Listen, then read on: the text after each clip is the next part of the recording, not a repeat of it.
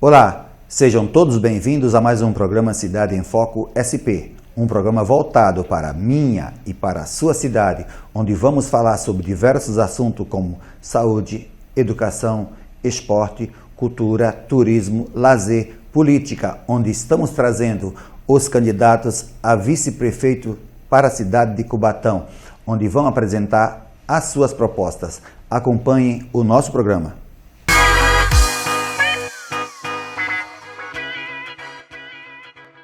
Estamos recebendo em nossos estúdios doutora Andréia Castro. Seja muito bem-vinda, doutora Andréia. Muito obrigada pelo convite. Agradeço imensamente a oportunidade de estar aqui e falar com o cidadão cubatense. Muito bom.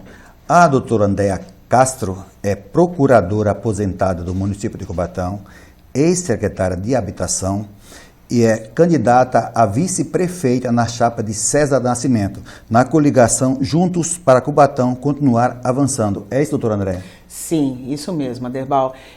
Tenho uma história de amor com a cidade de Cubatão, dediquei 32 anos da minha vida como servidora pública, passei no concurso em 1992 para procuradora do município. Na gestão do NEI, exerci o cargo de procuradora-geral. E lá, na gestão do Dr. Clermont, em 2007, 2008, começou o programa de urbanização da Vila Esperança. Eu trabalhava na Procuradoria de Meio Ambiente, de Patrimônio Imobiliário, então cuidava da questão de terras e da questão de meio ambiente. E o Dr. Clermont, naquela época, me chamou para ser a primeira diretora de habitação do município. De habitação. Na época não era secretaria, né? Secretaria, só se tornou secretaria depois. Então, eu me tornei a diretora de habitação, a gente iniciou todo o projeto da Vila Esperança, foi um projeto contemplado pelo primeiro PAC, né? O Programa de Era, Aderbal, o segundo maior PAC do país, só perdia para um de Guarulhos, né? Então, nós terminamos com um contrato com a União assinado, com licitação rodada, com licitação homologada. E aí, eu imaginei que com a mudança do governo, o governo que vinha continuaria a dar continuidade, até porque era o mesmo partido na época. Então, assim, de uma certa forma, eu voltei à Procuradoria tranquila quanto à continuidade do projeto, mas infelizmente não foi o que aconteceu. Vila dos Pescadores ficou parado, Vila Esperança também. Na volta, quando o Ademário retorna, e assim, eu nem conhecia Ademário, a gente não tinha absolutamente nenhum contato, ele me chama para, então, assumir a Secretaria de Habitação para a gente poder retomar os projetos. Né? E digo para você que foi assim... não tem aquela fala, acho que da Dilma, né? A gente, quando cumpre a meta, dobra a meta. Dobra a meta. Eu acho que a gente conseguiu não só dobrar a meta, porque a nossa meta era a questão da Vila Esperança, a gente conseguiu Vila Esperança, a Vila dos Pescadores, a regularização fundiária, que era uma bandeira que eu tinha há muito tempo, e era engraçado que os prefeitos não conseguiam enxergar a importância disso. A importância Pois Ademário, eu acho que até porque ele é da Vila Natal, ele passou por essa situação da periferia, ele enxergou. E inicialmente, a minha meta era entregar o Jardim Nova República, né? A gente entregou o Jardim Nova República, a Vila Natal, Caminho 2, Jardim Real, Beira Rio, Conjunto São Francisco de Assis, Vila São José Parte Nova. Então a gente, como eu falei, todos esses projetos. Regularizamos tudo isso, foram mais de 3.000 títulos, né, entregues a famílias de Cubatão. Então, assim, acho que a gente tem uma história, né? Uma história, mas principalmente uma história de amor, porque assim, Cubatão é uma cidade muito diferenciada. Todo mundo se conhece, ou conhece alguém que se conhece. É uma cidade pequena, né? Exatamente, tem essa coisa ainda da cidade do interior. Eu brinco assim, se a gente cair na avenida, a gente vai estar amparado, porque vai ter alguém conhecido que vai nos socorrer. Em qualquer bairro tem alguém que conhece. Então, assim, isso é muito gostoso e muito confortante. Muito peculiar e, assim, é muito bom isso. Muito bom. A doutora André recebeu um prêmio em 2017, é isso? Não, 2020. Ederbal foi... eu tenho muito orgulho disso. Eu tenho muito orgulho de ser servidora. Né? Em 2020, eu recebi um prêmio, chama-se Prêmio Espírito Público. É um prêmio... O que significa? Então, é um prêmio destinado a servidores. Né? Então, são servidores públicos, tem alguns requisitos, tem que ser servidor público, no caso, a pessoa não pode ter nenhum processo, nada... Né? Nada que desabone, no Nada caso, que né? desabone, né? Então, e tem que ter 10 anos de carreira de serviço público e tal. Tem uma história, no caso. Tem uma história. Então, eu ganhei na área de meio ambiente justamente pelos projetos de urbanização, porque não são só urbanização, tem um ganho ambiental... Social enorme.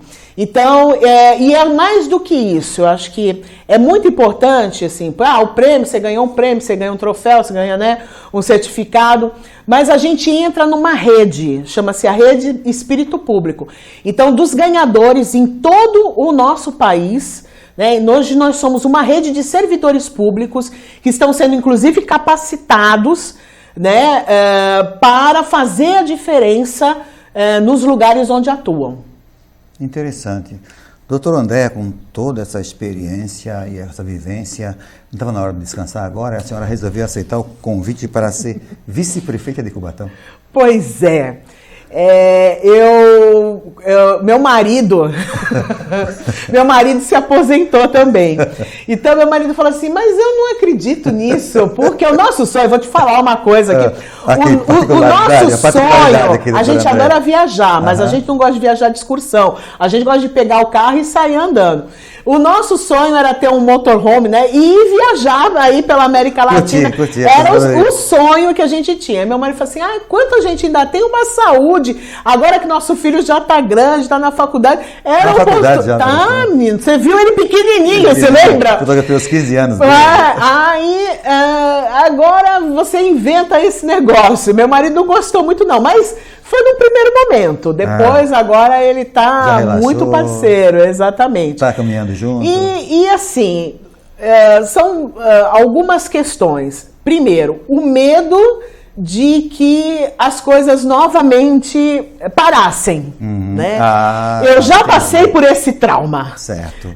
Então aí você vê, porque quando começou os projetos, né, a gente retornou, as pessoas falavam assim, e assim, é natural, nem culpo. Mas esse negócio vai sair mesmo, essa Vila Esperança, você fala dos pescadores há tanto tempo, né?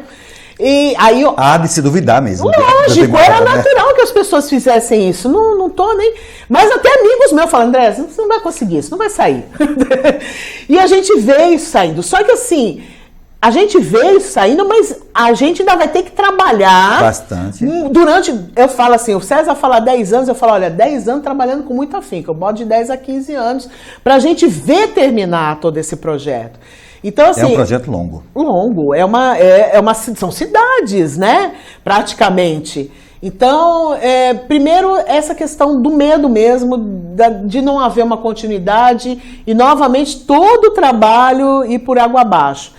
E, em segundo lugar, porque, como você falou da questão social, que é extremamente importante, eu vejo a habitação, a moradia digna, ela é uma porta de entrada para todas as outras políticas públicas, porque junto com a habitação a gente está construindo escolas, né? Então vem as escolas, praça de lazer, exatamente, junto com a habitação tem a questão ambiental, a gente tem a questão da geração de emprego e renda, porque às vezes as pessoas falam assim, porque o projeto habitacional depois não consegue pagar, então, a questão não é acabar com o projeto habitacional, é você qualificar aquela população para que ela tenha emprego e renda suficiente para virar aquela chavinha na vida.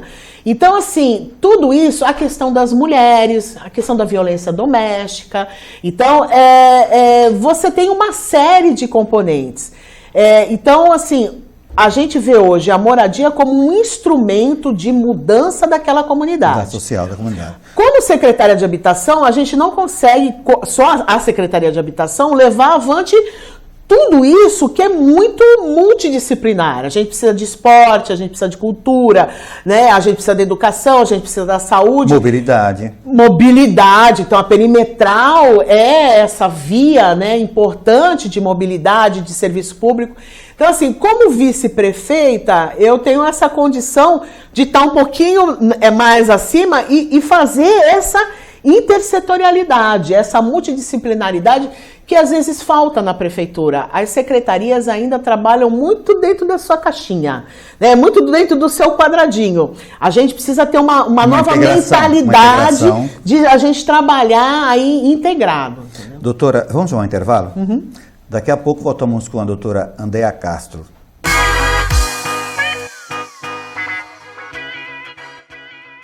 Gustavo, objetivo e aprovado na...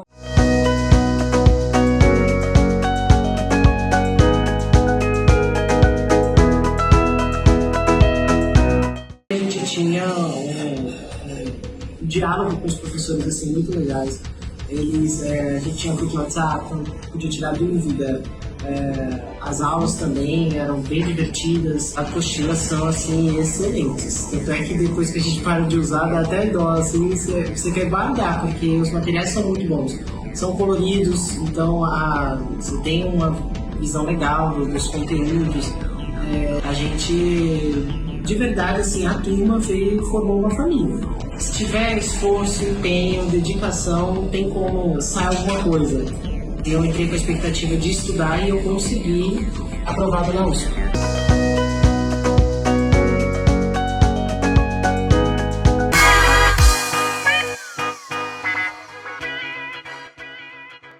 E continuamos com a doutora Andréa Castro, candidata a vice-prefeito na chapa César Nascimento, na coligação Juntos para Cubatão continuar avançando. É isso, doutora? Isso mesmo. Doutora Andréa, na chapa ao Executivo esse ano, 2024, temos apenas a senhora como mulher. Fala um pouco dessa sua experiência, da sua ansiedade enquanto mulher e das políticas públicas voltadas para a mulher. É triste isso. Eu gostaria que eu tivesse mais mulheres. Né? As mulheres representam 58% do eleitorado de Cubatão. Bem mais que os homens. Bem mais que os homens. E assim, então, proporcionalmente, nós somos 10 candidatos ao executivo, porque são chapas, né? Chapas. Prefeitos e vice. Uhum. Então, nós teríamos que ter pelo menos 6 mulheres concorrendo. Mas, infelizmente, eu sou a única. A única mulher. Então, assim, eu falo isso, que isso, na realidade, é uma honra estar nesse momento representando a mulher cubatense, mas também é um encargo, né? Porque a gente fica com esse encargo do desenvolvimento das políticas públicas para as mulheres. Saiu uma pesquisa nessa semana dizendo que nas cidades onde há prefeitas ou vice-prefeitas mulheres, 69% dessas cidades desenvolveram boas políticas públicas para a mulher. Mulheres, vem para a política. Exatamente. Eu acho que a gente necessita dessa maior representatividade, porque assim, por mais que eu tenho um marido maravilhoso, gente, é um grande parceiro, e por mais que a gente tenha homens muito parceiros, eu brinco com isso e falo assim, tem determinadas coisas que só uma mulher sabe o que é ser mulher. Então, a sensibilidade da mulher. Assim, por exemplo, a questão de políticas de saúde para menopausa, né? Vocês não vão entender sobre isso. Não vai, nunca entender. Vocês me desculpem aí. Não tem como. Questão de amamentação. Um homem não vai saber o que é a dor de um bico de seio rachado. Então, tem coisas que só nós mesmos sabemos. São peculiares às mulheres. Então, assim, trabalhando na habitação, a gente tem muito esse contato com a mulher. Então, a questão da violência doméstica, a gente tem o programa da Casa da Mulher Brasileira, que a gente quer trazer aqui para Cubatão, a Casa da Mulher Cubatense, né, que trabalha nessa requalificação da mulher na questão da violência doméstica. A gente tem os programas de saúde, a gente quer a extensão, né, das UBSs até as 22 horas, de todas, a gente hoje tem algumas, né, que trabalham, que têm esse horário estendido, mas agora todas. Se faz muito necessário, doutora. Com certeza, porque as mulheres trabalham, né, então às vezes não tem tempo durante o período comercial, para irem, e a mulher é que gerencia a saúde da família inteira, né, do marido, enfim, dos filhos. A questão da creche noturna para as mulheres as enfermeiras, né, as mulheres que trabalham de noite ou trabalham em regime de plantão. E principalmente a gente quer trabalhar a questão do empreendedorismo. Então, a gente tem um projeto do Banco do Povo Municipal, que não é só para as mulheres, mas assim, é importante que as pessoas tenham uma capacitação. O jovem, né, ou as mulheres tenham essa capacitação, mas aí fica a questão, elas são capacitadas, terminam o curso, e como é que elas vão empreender? Como é que elas vão abrir uma empresa? Precisa de um capital de giro inicial para que isso aconteça. Então, o Banco do Povo, com recursos municipais, vai fazer essa política de empreendedorismo. Porque hoje, lógico... Atualmente não tem recursos municipais. Não tem. Nem Banco do Povo estadual aqui, né? Hoje as indústrias ainda geram muitos empregos, mas a gente sabe que principalmente o primeiro emprego e para a mulher, assim, a área de prestação de serviços e de comércio é o que realmente é o percentual que gera o maior número de empregos. Alavanca essa questão do emprego. E fora isso, as outras, né, políticas que a gente tem e que que se trabalham em conjunto. Né? A gente tem conversado e tem visto muito também a questão dos servidores, que é importante que se vai, porque afinal de contas eu sou uma servidora, né? Com certeza. As pessoas me perguntam o que vocês têm, né, para os servidores, né? Exatamente, então, assim, doutora. a gente pensa, tenho conversado muito com o César, eu fui a coordenadora do programa de governo e, como eu falei, eu faço parte da Rede Espírito Público. A gente pensa numa total modernização da prefeitura. O programa de governo do César, ele não foi feito por secretarias, ele foi feito por eixos. Então, a gente tem um eixo do desenvolvimento urbanístico, um eixo do desenvolvimento econômico, a gente tem um eixo do desenvolvimento social e um eixo do desenvolvimento institucional, onde entra a questão dos servidores públicos.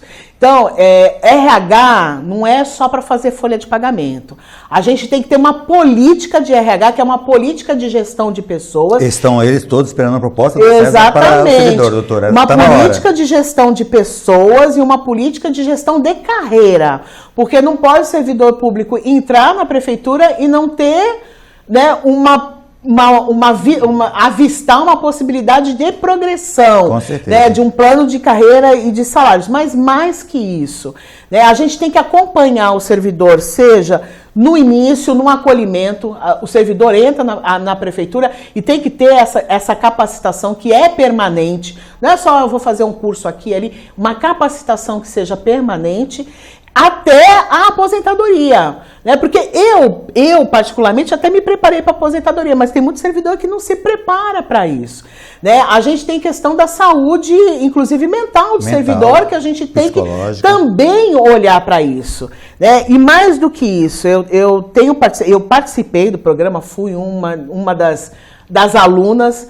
O governo federal tem um programa chamado Lideragov, e a gente tem feito contato com o pessoal da ENAP, que é a Escola Nacional de Administração Pública, a questão de identificar líderes servidores públicos. E aí a gente, porque assim, liderança também se faz, o cara também aprende a ser líder. Então, a gente capacitar essas pessoas para que se tornem líderes, né? E com essa liderança, fazer um melhor atendimento, projetos que sejam interessantes para isso. Tudo isso, é lógico, é preciso valorizar o servidor. Porque não dá, isso eu passei como secretário, o servidor passa no concurso público, ele vem, é lógico que você tem um período de formação, então eu passo 6 a 8 meses formando um servidor que chega, e aí ele passa no outro concurso e vai embora. Então eu virei laboratório para outra prefeitura. Depois que eu formei aquele servidor, ele vai para outra prefeitura. Então, tem que existir realmente a valorização com responsabilidade, tudo isso, né? A questão, nós temos uma questão da reforma tributária, que a maioria dos candidatos tem fechado os olhos e que vai atingir em cheio em Cubatão. Então, todos os nossos programas, nossos projetos, a gente tem que ter essa questão da responsabilidade financeira, que foi uma marca registrada do governo Adhemário. Se hoje a gente fala em avanço de políticas públicas, a gente tem que também entender que foi um caminho que ele pavimentou, que hoje nós temos uma prefeitura saneada, né? Hoje nós temos uma prefeitura com as suas contas em ordem. Então, com isso a gente consegue agora investir na área da saúde, investir na área da educação, na área da habitação e investir também no servidor público, né? A gente pensa numa estrutura de prefeitura diferenciada, por exemplo, as pessoas falam muito da Secretaria de Habitação. Porque a Secretaria de Habitação as coisas saem e tal. Então, para mim, né, um dos grandes segredos da Secretaria de Habitação é que ela é uma secretaria multidisciplinar. Na Secretaria de Habitação, a gente tem engenheiro, arquiteto, nós temos advogado, assistente social, psicólogo, né? Então, assim, a gente tem multidisciplinariedade. Quando nós temos um problema para resolver, senta todo mundo e a gente resolve. Agora, você imagina, que é o que acontece na prefeitura, tem uma decisão a ser tomada, passa pela Secretaria de Assistência, depois pela Secretaria de Meio Ambiente, depois pela Secretaria de Planejamento, pela Secretaria de Obras, pela Procuradoria. Até você tomar essa decisão já se demorou meses. Perde muito tempo. Perde muito tempo. Enquanto que na Secretaria de Habitação a gente consegue a tomada de decisão e execução de forma muito mais rápida, justamente por conta dessa multidisciplinariedade. Então, assim, é uma questão de uma gestão moderna, né? Que a gente pretende implementar na prefeitura. Doutora, com relação à saúde, o que a gente escuta muito na cidade é que a saúde foi terceirizada. Como é que a senhora vê essa questão?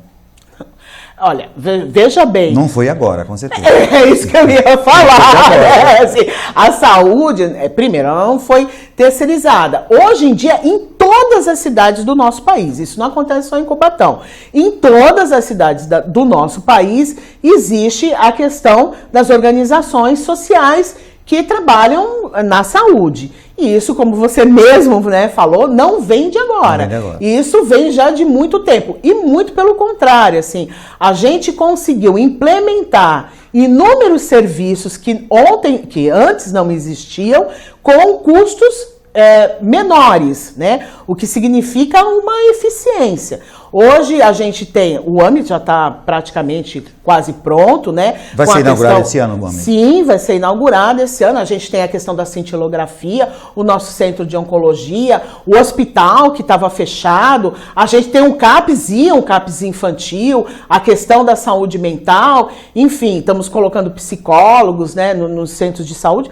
Enfim, a gente teve, assim, um avanço na área de saúde e eu acho que nas políticas públicas de uma forma geral. É lógico que você fala assim, tá tudo perfeito? Não, não tá tudo perfeito. Você nunca vai conseguir uma prestação de serviço que seja completamente perfeita. Mas, assim, eu acho que a gente avançou demais, né, nessa área e nas outras áreas sociais. Doutora, tem também a questão do pessoal que precisa fazer exame nas outras cidades, em São Paulo, em Santos, aquela questão da remoção, a questão de carros para atender o pessoal. Tem muita reclamação nesse sentido, doutora.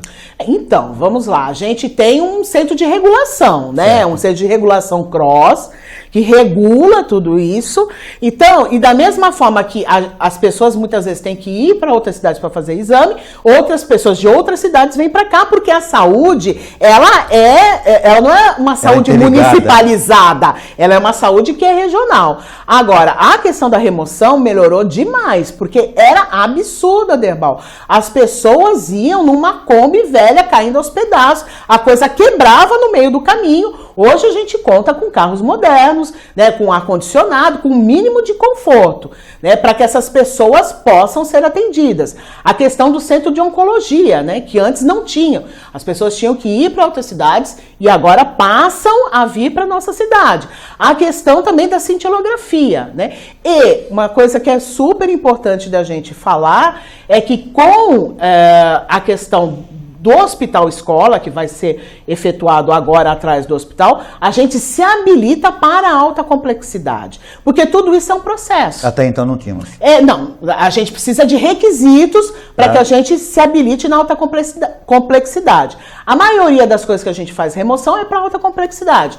Tendo um hospital escola, não a gente consegue se habilitar e vamos diminuir muito essa questão da remoção. Na área da educação, doutora? Então, na área da educação, a grande menina dos olhos do César é a questão da escola integral, né? Isso já está no nosso planejamento, até 2026, a gente ter todas as escolas. Nós temos hoje já um percentual, né? Cerca de 30% das escolas em período integral, mas o nosso compromisso nós temos todas as escolas de 0 até a 9ª série, né, até o final do ensino fundamental, em período integral. Com contraturno... Do município, até então só tem no... Não, nós temos no município também, 30%, nossas creches, né? Então, com contraturno, com atividades esportivas e culturais. Olha, eu vi, assim, na Vila dos Pescadores, o trabalho que o pessoal faz de batalhas de rima, de hip hop, é maravilhoso. E isso, assim, é muito legal, porque a juventude se liga nisso. Né? Então, assim, isso desenvolve raciocínio rápido, porque batalha de rima, isso desenvolve o português, a linguagem, é poesia pura. Então, a gente tem que usar essas expressões mais modernas para atrair a juventude e complementar a questão educacional. Na área da segurança, a implantação da Guarda Municipal realmente foi fundamental. Uhum. Então, precisamos ampliar e principalmente, acho que na área da segurança a questão é uso da inteligência. Né? A gente usar a questão do monitoramento e da inteligência para a gente poder melhorar a situação da segurança.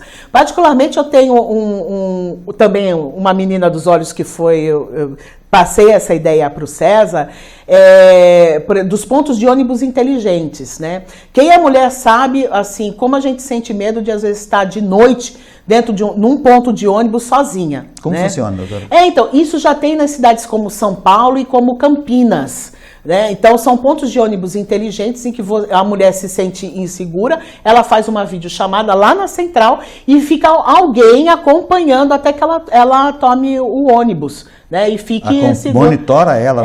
Monitora, é um equipamento eletrônico, entendeu? Que já tem 2 cidades no Brasil, que é São Paulo e Campinas, e a gente quer trazer isso para Cubatão também. Então, assim, uma cidade que a gente fala, uma cidade inteligente, né, uma Smart City, né, como a gente chama, traz essa questão da segurança.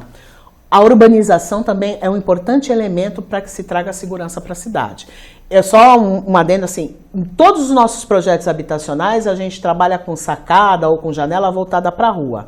Porque quando você tem a iluminação e a sacada, as pessoas vão para a sacada, as ruas se tornam mais seguras. Isso faz parte do urbanismo social. Perfeito. Doutora, estamos chegando ao final do nosso programa. Muito obrigado por a senhora estar aqui apresentando suas propostas como candidata a vice-prefeita. Deixa uma mensagem para os nossos telespectadores. Bom, nós estamos num momento de tomar uma decisão sobre o futuro da nossa cidade. Não adianta a gente dizer que eu não gosto de política, porque assim, a política é o que comanda tudo, né? A escola, a creche, o posto de saúde, a habitação, a segurança, tudo isso depende de decisões políticas. Então, no dia 6 de outubro, eu vou pedir o seu voto, estou aqui pedindo o seu voto para César Nascimento 55 e Andréa Castro vice. Muito obrigada. Muito obrigado, doutora Andréa Castro, candidata a vice-prefeita na chapa com César Nascimento, número 55, da coligação Juntos para Cubatão, continuar avançando. Perfeito. O programa Cidade em Foco chega ao seu final. Até o próximo. Até, agradeço.